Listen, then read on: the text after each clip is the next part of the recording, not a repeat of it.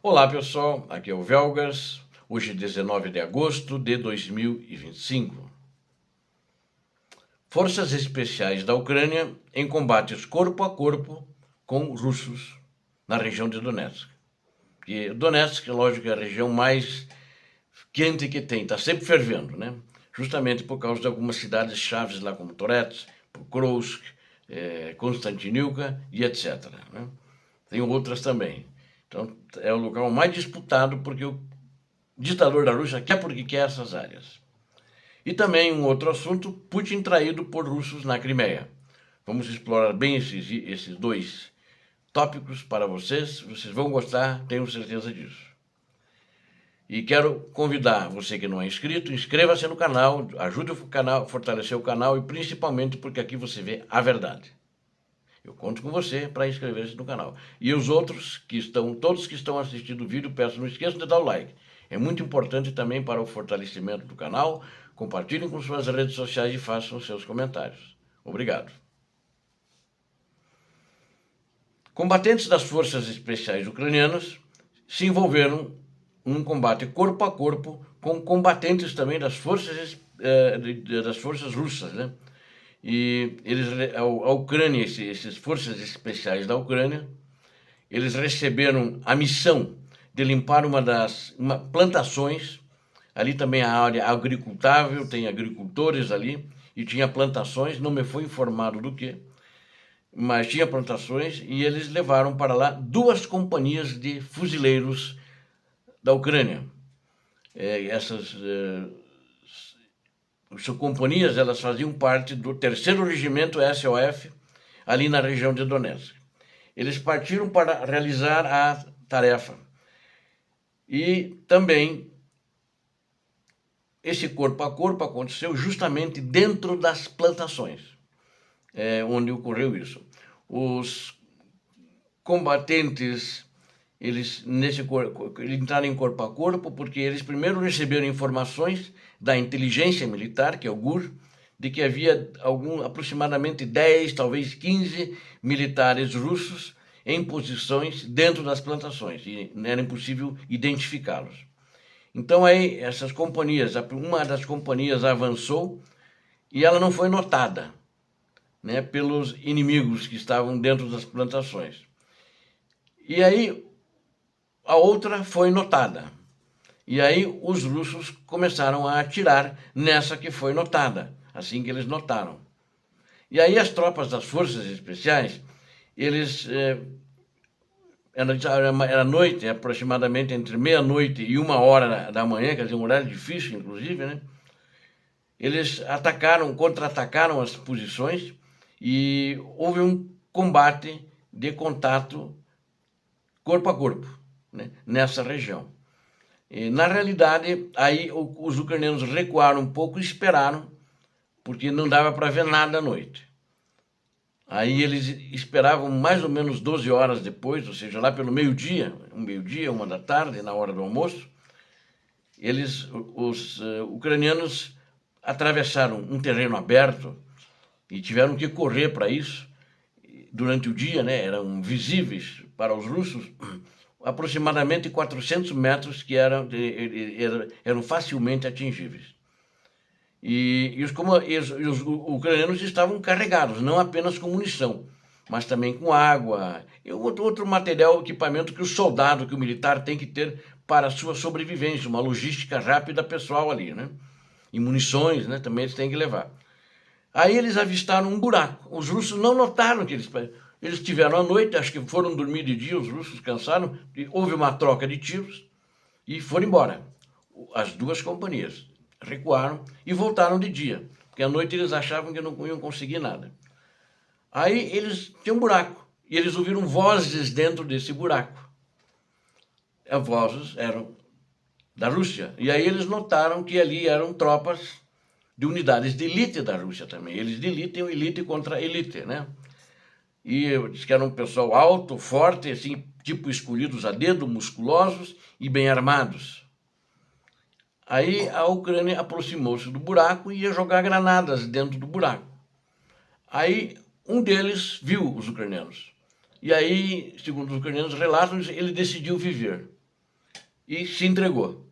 Já no começo, sem começar tiroteio.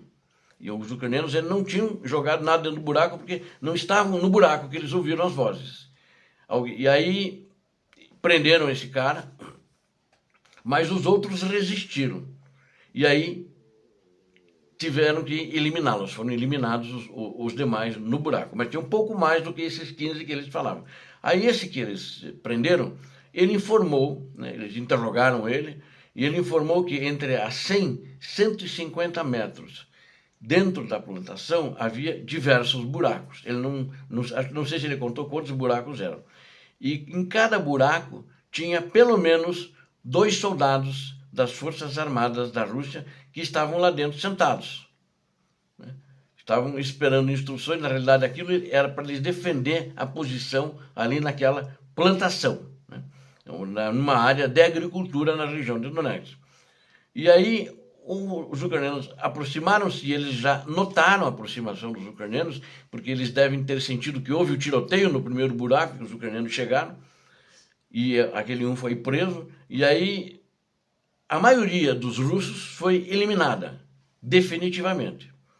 E também muitos das forças especiais da Rússia, tal como o primeiro que daí deu aquelas informações, inclusive, eles se renderam. Ou seja, foram feitos prisioneiros, né, pelos ucranianos. Aí existiam outros buracos que eles também identificaram onde estavam esses buracos, que significava que tinha um número maior do que se imaginava e do que a primeira informação do russo feito prisioneiro. Aí, para maior segurança, as forças especiais, elas chamaram drones, dando as posições das coordenadas onde estavam esses buracos onde os russos estavam infiltrados. Aí vieram os drones, era um movimento mais seguro, né? E aí fizeram o ataque a esses buracos. E os russos primeiro chamaram, deram a oportunidade de rendição como tal para os outros, porque eram 2 companhias de fuzileiros, a área estava cercada, eles não teriam para onde ir, mas aqueles que resolveram dar combate às tropas ucranianas, eles na realidade foram todos eliminados definitivamente. A gente vê o profissionalismo do exército ucraniano, que faz coisas consideradas impossíveis, né?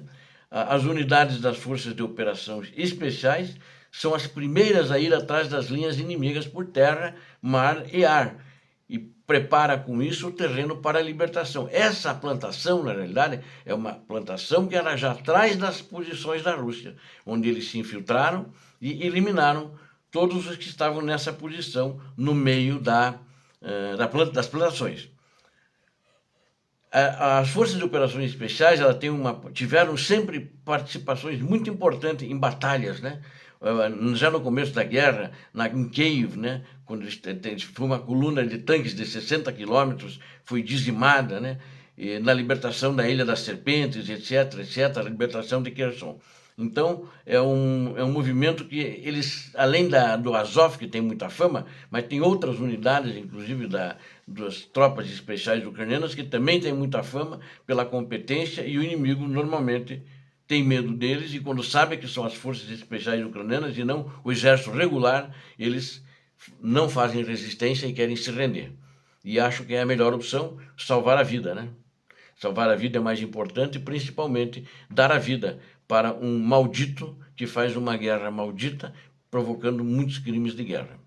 Bom, o Putin foi traído pelos próprios russos na Crimeia, mas russos que ele indicou para ir trabalhar na Crimeia, a elite russa que ele mandou para lá, né? Então, essas autoridades russas na Crimeia, eles estão sendo objeto de investigação pela KGB, pelo FSB, né, atual FSB, que eram de Moscou, veio um grupo grande, bem armado, está trabalhando na Crimeia, na península da Crimeia, anexada pela Rússia, e supostamente, segundo informações, estão investigando o governador da Crimeia, indicado pelo Putin, Sergei Aksyonov, e também o seu staff, né, o seu Estado-Maior, que também todo ele foi indicado por Moscou, né? Eles estão sendo investigados por abuso de poder, conflitos de interesse e corrupção. Essas forças de segurança de Moscou, elas vieram com toda a autoridade, vieram com carta branca para fazer o que ela quer. Ele diz assim, autoridade máxima. Autoridade máxima significa pode torturar e pode matar, né? Então eles têm todo o poder.